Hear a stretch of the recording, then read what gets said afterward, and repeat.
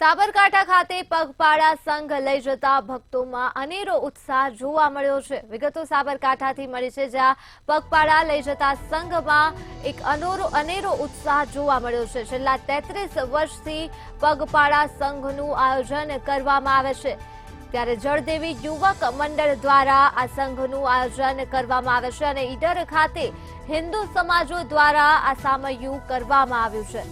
તો જય જય અંબેના નાદથી ઈડરના માર્ગો હાલ ગુંજી ઉઠ્યા છે। આ ભક્તિમય દ્રશ્યો સાબરકાંઠા ખાતેથી સામે આવ્યા છે, જ્યાં પગપાળા સંઘ લઈ જતા ભક્તોમાં એક અનેરો જ ઉત્સાહ જોવા મળ્યો છે। છેલ્લા 33 વર્ષથી આ પગપાળા સંઘનું આયોજન કરવામાં આવે છે અને ભક્તો છેલ્લા 33 વર્ષથી ભક્તિ કરી રહ્યા છે। જળદેવી યુવક મંડળ દ્વારા આ સંઘનું આયોજન કરવામાં આવ્યું છે।